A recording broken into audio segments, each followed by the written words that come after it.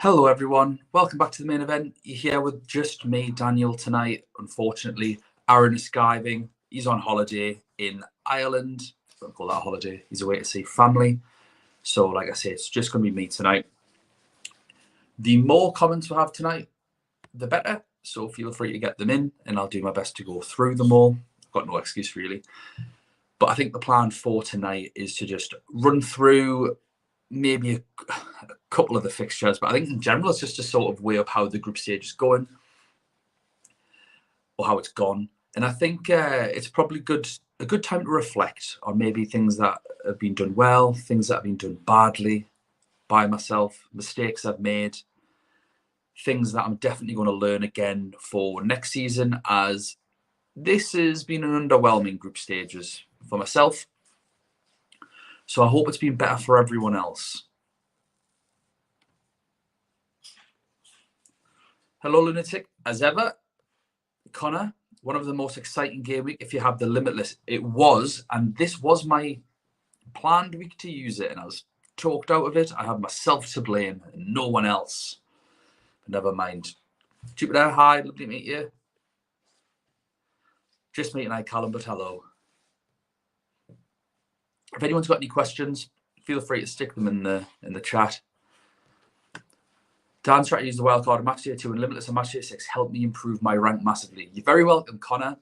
I absolutely stitched myself up. But why don't you give us some of your highlights for Limitless this week? We'll see how well you did. Rafa Silva, Alvarez, Salah, and Nkunku got to get 95% of my points. I had a shocker on match day 1 on the Tuesday night, sorry. So tonight saved me as well. Rafa Silva I had, Nkunku I had a few others that did well. Grimaldo, who else did I have? Vinicius Junior as my captain for tonight. Mbappe. So hopefully we've got a few player of the matches. Let's have a look at them as FPL Blue Footed has put them in the chat. So Valverde, Nkunku, Mount, interesting. Giroud, pretty obvious. Diaz, Haraldson, Mbappe got it. And Silva, I'll take that silver. If it's the correct silver, if it's the silver that I'm hoping for, I'd definitely take that. So quite happy with those. I wouldn't have minded a Vinny player of the match, but beggars can't be choosers at this stage. And that gives me an extra 6 points. But I think a lot of people would have had Mbappe as well. I think it's a bit of a joke that Alvarez didn't get player of the match. I don't know why. He got a goal and 2 assists, looked lively. Did a lot of work for that final assist as well. So the fact that Diaz got it is very, very strange. I'll leave them up there just for other people to see, just as we go through. But I imagine a lot of people got a lot of points tonight over Tuesday. I don't think, if we'll just have a very brief overview of tonight, opposed to last night. I suppose the drama starting in that last group of Benfica beating Maccabi Haifa 6-1, PSG beating Juventus 2-1, Juventus having a goal disallowed as well, rightfully offside, he was miles off. But that's put Benfica top, so I think that's going to be a headache for a lot of people going into the round of 16, because who are PSG going to play? Now, if they're going to play someone like Chelsea, it is a long way in the future, but if Chelsea don't improve, then you still think, okay, that's actually quite a good draw for PSG. I think a lot of other teams will not like the fact that they finished second. It's probably not going to be great for them.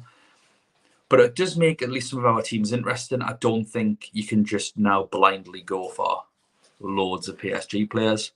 I think the two that would go for anyway are Mbappe and Messi, as it is. I suppose it's still both good options, but maybe you wouldn't get both of them. I saw a lot of teams, Matchday 5, have both of them in. I imagine some people kept both of them in for this week. I had 98 points from 100k. I'm on my way to get into 1.5k. You're very welcome, Connor. I wish I could follow my own advice, but honestly, please keep on watching this and please keep on letting us know how you do. I'm absolutely rooting for you. Hopefully you can get inside the top 1K. I think that'd be an unbelievable season, especially with how many people play this game now. I imagine I myself have yet another red arrow, but it's just vibes at this point. Didn't Rodrigo get a penalty hurt? I don't think so. And the reason is on this game, Matt, I don't believe handballs are given as penalties, penalties awarded. So I don't think you get the 2 points for it. Unlike FPL, I think FPL you still get them for pens. Yeah, Connor says, yeah, it was handball. Rafa Silva, man of the match. I can't believe it with everything that went on. I thought Grimaldo was a shoo-in because not only did he get his goal, but I think he had like 10 or 11 ball recoveries as well. It was an absolute machine at the back. So I am pretty surprised. Not that it matters. I've got both of them anyway.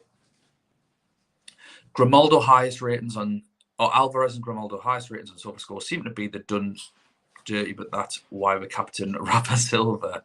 As if he captained Rafa Silva, well done. He was going to be my captain for tonight. And I just bottled it and went for Vinicius Jr. instead. And I mean, Real Madrid did score 5 against Celtic. It's one of those things. I think people that play FPL would call that variance. It's luck, isn't it? 91 points with 3 man of the matches. Well done. Captain Rodrigo over Mbappe. I think, did Rodrigo just get the 1 return because of the penalties not being given? I can't remember. I don't know if he got another assist. But it seems like lots of players got lots of points tonight, so well done to everyone. I think it's definitely been a more cheery night, unless you own the RB Salzburg keeper like myself, getting a glorious 1 point, I think. But Benfica are the real winners of tonight, pipping PSG just top spot. Just to go through, Gonçalo Ramos getting subbed off in the 32nd minute after scoring in the 20th. That must have been a tactical change, surely, because I don't think Benfica were playing particularly well, and whatever it was worked because the goals were just flying in from the hour mark.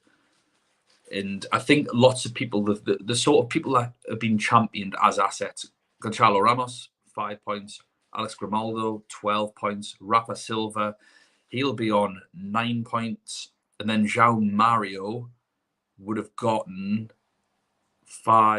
8 points, I think. So the obvious picks, if you've got these lads, then I think you're well on your way to a green arrow this week, providing the rest of your team did okay. Mbappe sure rolls in, obviously, goal and an assist. Giroud doing really well tonight. Rolling back the years against Salzburg. Again, unfortunately, I've got Salzburg's keeper, but he got a couple of goals. I think he got an assist as well. Pretty painful to watch in the end. And I think it was a lot more convincing than anyone thought it probably would have been. Just get some more. Yeah, 7-pointer. Overall rank before this, 109. Wow. Oh, yeah, I remember you talking about this with me. So 89 points this match day. I don't know what that's going to be like. I've seen people getting scores in the 90s this week. I'm personally going to be on 78. So you're smashing me this week. Well done. The wildcard game week 5 worked really well. 181 points in 2 weeks. Well done.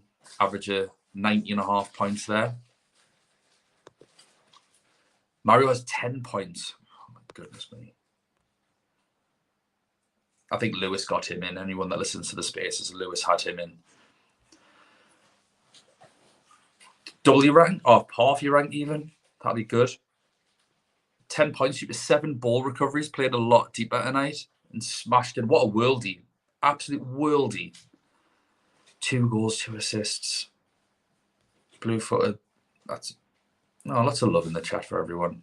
Will Aaron join you tonight? No, unfortunately, Aaron isn't joining me tonight. He is in Ireland. He's one of those English people that claims to be Irish because his parents are Irish. So he's off visiting them. I know, the worst kind of people, except for people like Nathan, who, support Rangers, even though they're English. Worst kind of people. So in terms of sort of my own lessons learned, I thought I'd just sort of run through this because this is often what I get asked. generally like, oh, what have you learned from the group stages? And one thing that I found very, very difficult this season, what's really came to fruition in the last few weeks, is because I've been doing the spaces with Lewis, been doing these, I've been providing options for people having a look, some pretty clear-cut options, and I think it all made perfect sense when on Monday or Sunday when we did the spaces, I told everyone, get Ferran Torres in. If he's going to play through the middle, I thought Memphis Depay might, but he was injured. And then as soon as that happened, was championing Ferran Torres, Ferran Torres, Ferran Torres. In I brought in Ansu Fati. Why? Because I felt like I'd given everyone the information to go for Torres that I then needed, who was a differential anyway, that I needed to go differential against that. And I think that's something that I've got to learn to control by doing these, is that I'm making sensible choices that maybe casual people or people that don't watch may not go for. And I've kind of just got to be sensible and stick to that instead of trying to be too clever and making a mess of it. Because Ansu Fati got 5 points, and I think Ferran Torres absolutely smashed it last night. And every time he was getting a return, it was just head in hands. What have I done? What have I done? And there's been multiple instances of me doing that throughout the group stages. I started really well with the Matchday 2 wildcard when a lot of noise said limit 2, and ignoring that noise works really well. And then I wanted, or my gut instinct was to, as I've already mentioned, you Connor, was to go for a limitless in Matchday 6. Eventually succumbed to the noise, did it in 3, and it's just been a downward trajectory from there. I think I've just been doubling in rank every single week since then. Goodness knows what's going to be tonight. Hopefully there's just some damage limitation. If I get a green arrow of any description, it's an improvement. So that's something that I've definitely learned for next season. And also, the chips maybe need to be used slightly differently anyway, and that is because we've seen mass rotation from literally Matchday 4, whereas normally it'll be Matchday 5 that we sort of see that. It's happening a week earlier because of all the fixtures that teams have got to play. Every team's now got 5 substitutions. So I think it's really, really important that we start reevaluating how we use chips. But in terms of, because we do have we've got a couple of questions. How did you do, Daniel? So I'm currently on 72, but I should get an extra 6 points from player of the matches. So that'll take me up to 78. I don't know what my arrows are looking like in that respect. Thank you. Ferran had 14. Thanks, Connor. It's just what I needed. Just the 9-point swing. I agree. Also, try to be too clever going against them back captain this week. Yeah, I mean, also, I don't. Away to Juventus, like Juventus are terrible away, but at home, I don't know. I don't think that was such a bad idea going against them when there are some amazing picks like in Kunku against Shakhtar, any of the Real Madrid players against Celtic when they're at home, Rafa Silva against Maccabi Haifa, or even if you went for Gonçalo Ramos, obviously it wouldn't have worked out for you. Like these sorts of players, I think actually legitimately were better picks than Mbappe. Obviously, the player of the match can't dictate a lot. It depends on who you went for, I suppose. But I don't think it was trying to be too clever. I think if you've made a legitimate chance at getting a better upside for a team with a better fixture than Juventus away, regardless of how good he is. New format for the Champions League next year with the league table. It's not next year. I think it's 2024. So I think next season is the last season of the current format. So I think it's 2024 that the league table comes in. I've got no idea what the game's going to be like then. That's going to be a lot of trial and error. And it's going to be interesting to see what chip strategies people use then for that. I think there's going to be less dead rubber games. For anyone that plays FPL, Ben Krellin, I think, posted a really good thread a few weeks ago. If you go on his profile, maybe have a look about the implications of it being a group stage. I think it was Ben Krellin. So maybe have a look at that. It's going to be interesting. João Mario, quietly one of the best assets in all the group stage. Yeah, someone that was championed from the get-go. I think I had him in match day 1. And didn't really do much. I took him out on the wild card. And then I think from match day 3, just penalty after outside of the box worldie. So yeah, for those that stuck with him, again, I think Lewis had him. Well done. He deserved those points because he is a very, very good player. Do you think the rotation came because the matches have all been condensed when normally the non-Premier League teams don't normally play more than once a week? I think I don't think the World Cup's helped. I think obviously knowing that a lot of players are going to be going away to the World Cup and they're out of the club's protection, out of the club's hands, they're probably going to get played every game at the World Cup. And if they're a great team, then they're probably going to go far. So I think there's a level of protection there where they're having to think about that. I definitely think as well, particularly with the Premier League teams having five subs now, changes the way that they can approach games. So you saw like tonight, Joao Cancelo get 6 minutes or something. And that's a way of keeping players fresh. You can warm up, you can get a few minutes here or there. So you're getting the early subs, and that's just not what one from fantasy games. So I think it's more definitely the World Cup, but also I think we are seeing an even greater disparity in quality in the Champions League, where it is a lot more inclusive in terms of the teams that are there. And when teams are battering other teams, 4-0s, 5-1s, 6-1s, Rangers, bless them, I think are statistically the worst team in Champions League history. When you've got teams like that playing, once you pass match day 3 and you've got 9 points, I think you probably, if you're 10, you're probably safe to go through. So they're just gambling on being able to go through, especially if they're playing against a weaker team, maybe in that 4th game. We've seen that happen with a lot of teams. So I'd probably say it's more the disparity in quality where it's not as tight anymore, and the World Cup playing havoc, and maybe the 5 subs knowing that they've got a bit more freedom. If it's going wrong, they can make those changes in the league as well as in the Champions League. So I appreciate you've always had 5 subs in the Champions League, or certainly for the last few years. Dan, you do look exhausted because of the workload, I guess. Thank you so much. I've just came back from the gym, watched the football. I am tired, but that's also because I work, obviously normal job, do the spaces with Lewis. I also do an FPL show for Gallagher Shots, if anyone wants to watch that. It is Newcastle based, with Matt at FPL Leafy Dragon. So I do quite a lot of it. Then we've got these 2. Obviously, we didn't do one last night, just again with it being me on my own. But yeah, I'm pretty tired. I was hoping that I wouldn't look so tired, though. I went Rodrigo because I thought Madrid would score more goals than PSG, which they did, which was right. Yeah, you're right. Just variance, I guess. Could have gone either way. Yeah, Real Madrid scored 5. It's probably what people expected. Who gets those goals? We don't know. And obviously, when they get 2 penalties, 2 different people take the penalties. That's adding to it.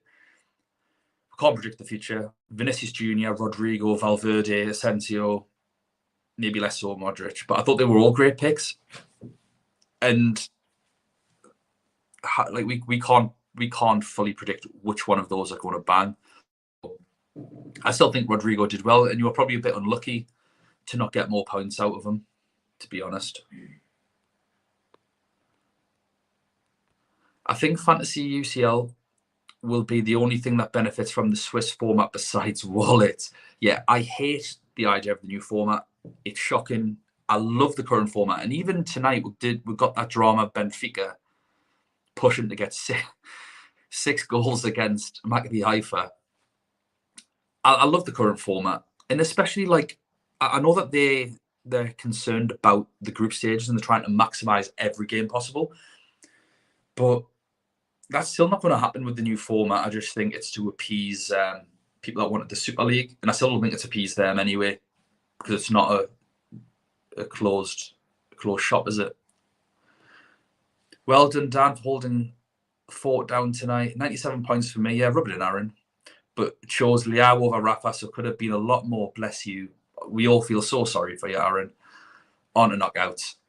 Yeah, so that'll be good. Obviously, myself and Aaron will be back with knockout previews, as I will be with Lewis as well, but that's not until February, so we've got plenty of time. I'm sure lots will happen between now and then. Well done though, Aaron, mate. Well done. You'll be above me now, I think, for the first time in 2 years. Did you use the limitless tonight? No, I used my limitless in match day 3. I think I got 50 points off it, and I think I would have had, I think I counted it was 89 points if I hadn't used it. Yay. Oh, in terms of Aaron, sorry, I missed off the Aaron part, but Aaron didn't. No, I didn't, Connor. Awesome. Get a room used to. I've been lucky with the strategy of picking the most attacking fullback from Tuesday's early kickoff. Last week, Montiel. This week, Frimpong. It's a relatively safe punt to take. I totally agree. It's something that we have championed many times on this podcast. Tuesdays off a punt, back a wing back. It's so simple to do. And I think people that played the Euros game really, really benefited from that with their Spinazzola, Dumfries, Luke Shaw. And we've historically had Joy. Obviously, people have had Grimaldo this year, but we've had Angelino in the past for his worldy 18 pointers. Tagliafico's the OG for me and Aaron when we first started playing this. Lots of value to be had. I mean, Joao Cancelo, when he does start against a weak team, he's a mustard pick for a Tuesday captaincy.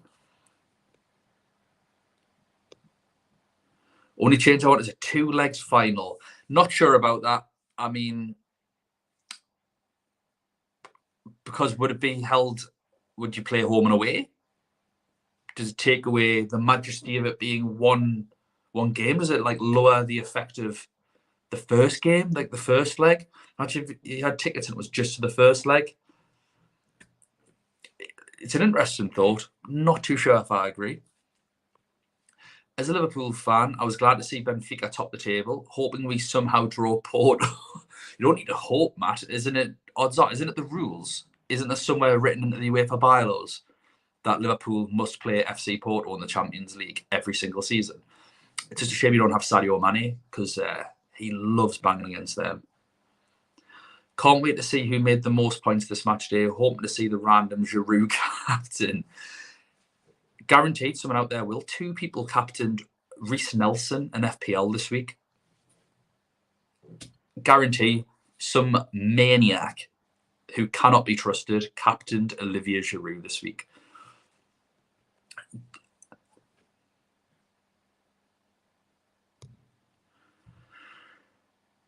Right, guys. So I think we've made it through all the way through the comments. It was just going to be a short one tonight anyway. Like I say, I think a lot of you have done better than me this week anyway. So well done. Let's have a little look. We have another comment in. Should they find a way to spice up knockout stage fantasy? Lower budget. One thing that I'd like is more transfers in the group stages now, like 3 transfers, purely because of how much rotation there is. And I think for a lot of people, particularly match day 4 and 5, weren't a lot of fun. And I think primarily the game should be fun. It is free after all. Why not make it as fun as possible?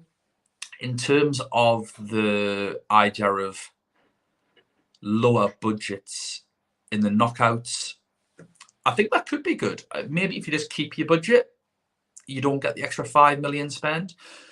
I think that might put some people off. Obviously, the reason it's there is because prices have risen. Players, it's based on form. So the players that have done well naturally probably progressed and are more expensive. So that would be the tricky thing with not having that little buffer. And again, the game should be fun. But maybe, as I suggested, more transfers in the groups. Maybe get less transfers in the knockouts. There's not going to be as much rotation. So maybe the 3 transfers in between legs could be different. Something like that, spice it up. 3 or 4 would be lovely. Hopefully if our president's kids play fantasy. 3 or 4 transfers, or 3 or 4 million instead of 5 million for the budget. On price rises, if you sell, do you sell for full prices like FPL? You sell for full price. So that's the good thing about this game. You don't have to be figuring things out. You don't have to be scared of losing budget, of course, except for when the game reloads and the prices will go up again. So, for example, I imagine Grimaldo is going to get another price rise after tonight. So if you get rid of Grimaldo now, when the game uploads the second that round of 16 game kicks off, and he gets his price rise, obviously you'll lose whatever that is. But other than that, whatever the price shows at the minute, when you sell that player, that's how much you're going to get. And I think that's much better. I think FPL could have quite a lot to learn from this game in terms of deadlines and transfers, because it is a pain losing value on players like for no reason. It's just really, really annoying. I love that you can make unlimited transfers and do not have to worry about losing team value. Yeah, exactly. It's absolutely brilliant. And you don't have to jump on the app every night worrying about losing value, because it's based on performance and it's done once. So it's not every night where you feel pressured and rushed into making a decision because they might drop in value. It's just not a thing in this game. So like I say, I think there's a lot that FPL could learn about, because me being a 33-year-old bloke that goes to work and has a life and does whatever, the last thing I want to be doing at 11 o'clock at night is worrying if some player's going to drop because other people are panicking. I just don't think that's a great way to play the game. What if I would do my transfers for the first knockout round now? Would I be able to change it whenever I want until the day where the first game of the knockouts get played? Yeah, unlimited transfers. So basically, it's like a wild card. So you can do whatever you like, right up until that deadline. You can take people out, put people in. One thing that you can do before the game updates tonight, at like midnight or whenever it is, if you like, I probably wouldn't do it at this stage, but I did do it for the final ones. Managed to cheat the system. Is if you can transfer in like one of the cheapest defenders in the game, although Carmel's through and he's like 3.9, so you may not need to do it. But if you can transfer like a really super cheap defender in that you don't have before it all updates, even if they've been knocked out, you keep that player. So it gives you even more value for everything else. It's a good idea to do for the final. Did it one year, the Chelsea Man City final, where there were no strikers playing because Havertz played up front for Chelsea. And I think City had Jesus, but that was it. And obviously, you got 3 strikers to pick. Real Madrid had just been knocked out, and they had a 4.4 million striker or something. So before the game updated, I put him in as one of my players. Used one of my transfers for that. So you can do little sneaky things like that. I probably wouldn't do it at this stage, but if you're a Maverick. Will you be uploading content for World Cup Fantasy? Yes, we will be. We will be doing everything by live stream. So we're not going to be doing the normal. We'll be doing a preview, but we're not too sure how that's going to go yet, because on the day of the World Cup, me and Aaron are actually having a car journey, so we're maybe live streaming from his car for the journey. Could be interesting, but that's still, we need to wait and see. If not, we'll be doing a normal preview anyway, but everything after that will be live streams. Sort of between match days, depends on what game it is, because obviously there was a McDonald's one previously, there's the Telegraph one out, there's a few others, but I don't really know like how the games are split up, what the rules are. But we will be doing some stuff for it, 100%. Me and Lewis are also doing spaces for it as well. So you're not getting rid of me that easy. I will look more and more tired as November goes on. Will you play World Cup Fantasy? Yep. So if the player would get a higher value after this update and I got him earlier, would that mean that I save a little bit of the money so I could actually have a team that's worth more than a million? Well, you actually get 5 million anyway. So every team gets an extra 5 million budget for the knockouts. So everyone will have 105 million minimum, unless you've lost value already in the groups and you've had a disaster, plus whatever money you've made anyway. So let's just say your current team value is 103 million. You'll have 5 million added to that. So you'll have 108 million. But let's just say you don't have Grimaldo. I can't remember what price he is at the minute, but let's just say he's 5.5 million for argument's sake. If you brought him in now, when the game updates, if he gets a price rise, then you get the 5.7, but you bought him in at 5.5 or 5.6, whatever he goes up to. Equally, if you get rid of someone, let's say you have Grimaldo and you get rid of him, he's 5.5 now, you get the 5.5, it goes up to 5.6, and you've lost that value, but that's how it works.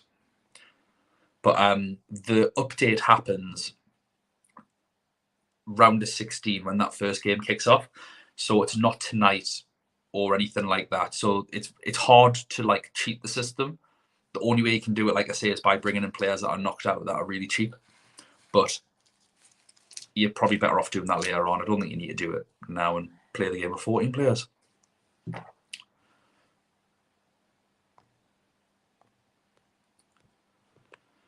Right, guys. Well, we've been going for half an hour, so I think that's probably it from me. I'm going to get a good night's sleep on Connor's suggestion. He obviously never said that, but I look tired, so I should probably get to bed. Thank you so much, everyone that's watched. Like I say, it's going to be a bit of a break for us in terms of Champions League because it's not back till February, but we'll be back for World Cup stuff. And I'll still be partnering around Twitter and all that sort of stuff as well. I'll still be doing the spaces with Lewis. If you don't know who we are, we're the main event. Our Twitter handle is at UCL Fantasy Pod. You go on the profile. It's got links to our socials. It's got links to YouTube, to the podcast, however you want to listen. If you don't want to look at my tired, ugly mug, it's absolutely fine. I won't take offense. Thank you so much. Hopefully everyone got green arrows, and we will see you next time. Bye now.